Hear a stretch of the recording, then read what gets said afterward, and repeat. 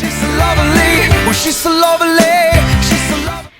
Hello everyone and welcome back to this week's new video. I hope you're having a lovely day. As you can see, I am going to be talking to you guys about my TBR for the reading rush. This was previously known as the booktube-a-thon. This is going to be my very first readathon that I will be participating in, and hopefully it will be a successful one. I'm not really counting the Asia one just because I didn't fulfill it. I wasn't really enjoying the books that I was reading. There's 7 prompts for this readathon, but I have, I believe, 11 books. I have my notes here, and I have, of course, a book that fills every single prompt, and then I have an extra one for a couple of them. So getting into it, the very first one is read a book with purple on the cover. I actually had a lot of trouble picking a book for this question because I got really picky and I didn't want to pick a book that just had a little bit of purple. There were a couple contenders, but I wanted one that had a cover that was entirely purple. So I did a little Google search and it came up with, and a Goodreads list came up telling me all books with purple covers,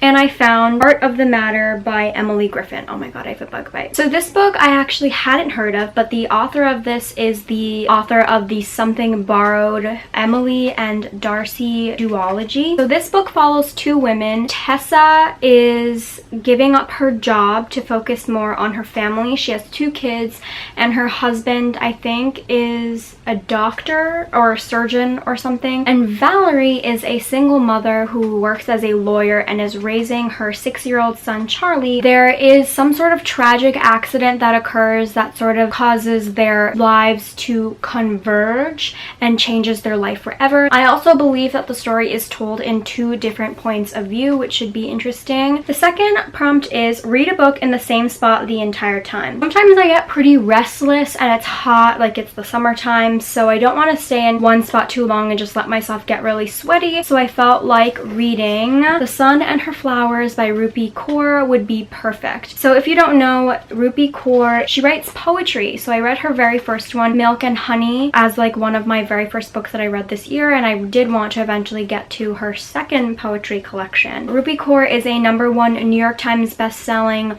author, and I believe it was also a Goodreads Choice winner in 2017, and I think this book is split up into 5 sections. The next prompt is read a book you meant to read last year. I probably sound like a broken record, but I did the Pop Sugar Reading Challenge and I actually surpassed the amount of books for the challenge. I did the extra like advanced part and I read 50, but I read like 72 or something, like 70, I don't know.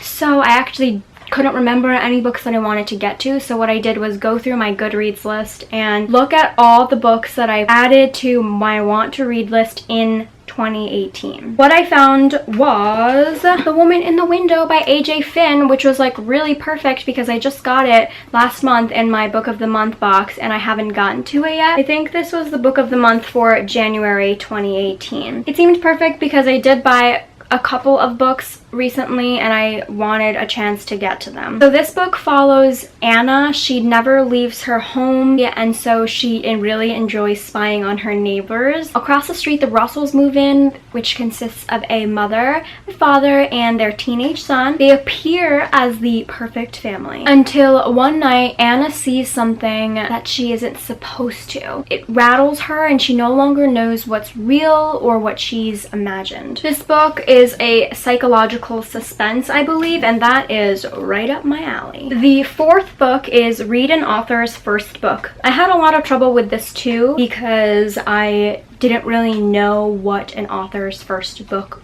was, but watching a lot of booktube recently, I did get a lot of author recommendations, so I went through the list of new authors that I found. I found Dear Martin by Nick Stone. Justice is like a student, top of his class, on his way to go to Ivy League school, but he goes to a new prep school, I believe, and he can't seem to shake off the identity of his like bad neighborhood and the judgment of his classmates. So he starts a journal which he addresses to Dr. Martin Luther King Jr. to look for some answers. One day Justice is driving like out on the town with his best friend Manny, and they're blasting the music with the windows down, and the car next to them is getting really angry. The driver in the car next to them is a white off-duty officer, and he gets very angry. Words are exchanged and eventually shots are fired. Justice gets caught up in the media frenzy after this incident, and he actually ends up being the one under attack. I know I'm probably not the first to say this, but this book gives me the hate you give vibes, and it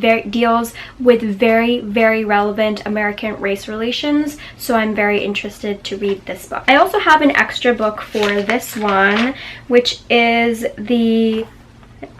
Oh wait, I have an extra book for number 3. I forgot about it. Read a book you meant to read last year is The Necessary Death of Louis Winter by... I didn't write the author's name. Wow, I think it's like Malcolm McKay. I know it's McKay. Jesus, I'm bad at this. Okay, so this book is a trilogy. It's part of the Glasgow Underworld trilogy, and it's very cryptic. I'm not really sure what to expect, but like, again, this is a genre that I enjoy, so you know, here we are. The blurb said that a man receives a phone call. He's like 29. He lives in a Glasgow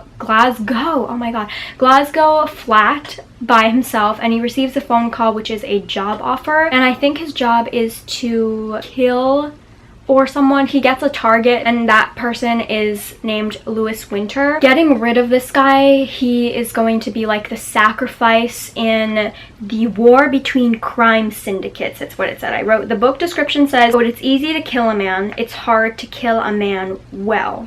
But this book is really on brand for me, so that's why I'm interested in it. Anyway, getting back to question number 4 for the debut novel for an author. Another author that I had been wanting to read, hearing from BookTube, was Leigh Bardugo. So I really just, without even knowing what her book is about, I picked her very first one, I think it is, and that's Shadow and Bone, which is a series. I honestly don't know anything about it. I just know that Leigh Bardugo is so well loved here on BookTube, and I wanted to give her book a try. Question number 5 is read a book with a non-human main character. The book that I chose for this is Wicked Fox by Kat Cho. This book has also been all over BookTube, and I know A Clockwork Reader, Hannah, chose this book for her prompt as well, and I immediately was like, okay, I wanted to read this book. I don't even have to think about it. I'm gonna pick this book too. I believe this book takes place in Seoul, like modern day Seoul, and it incorporates Korean mythology. So Wicked Fox is a YA fantasy. The main character's name is Mi Young,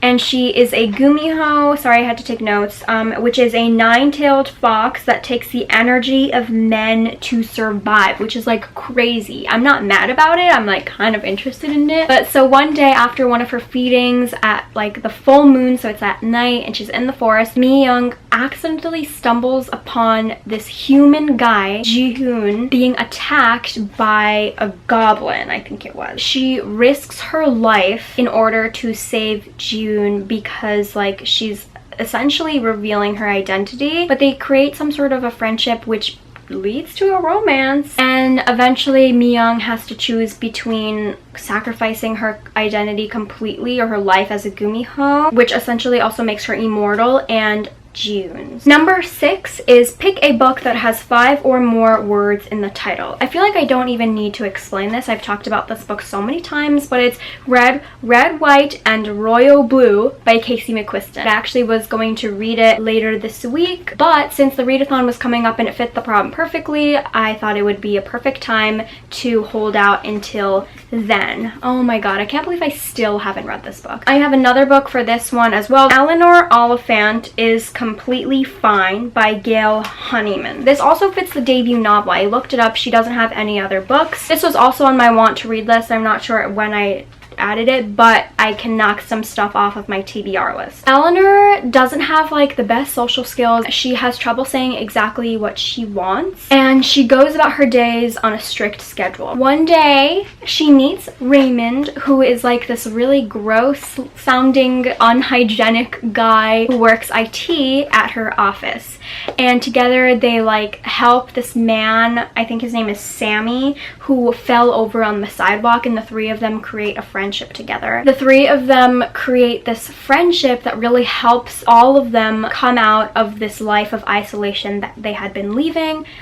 And I was excited about this book because Reese Witherspoon is actually producing this movie that's in production, I believe, which I'm excited for. Reese Witherspoon is amazing. Number 7, which is the last prompt. Read and watch a book to movie adaptation and watch the movie. Immediately I thought of Where'd You Go, Bernadette by Maria Semple, until I realized that the movie is not coming out until next month, but you know, that's fine. The movie is still coming out. I'll watch it when it comes out. Bernadette Fox, her daughter Bea, won a family trip to Antarctica, as a reward for her perfect grades. Bernadette dives into the preparations for this trip until she sort of like realizes that this is not the life she wanted to lead, and she sort of has this meltdown and she just completely disappears, and her family is left behind to pick up the pieces. I'm a little worried about this book because after like looking at the blurb to take down some of my notes, some of the booktubers that I follow on Goodreads read the book and did not have very great reviews about it, but obviously everybody has different reading styles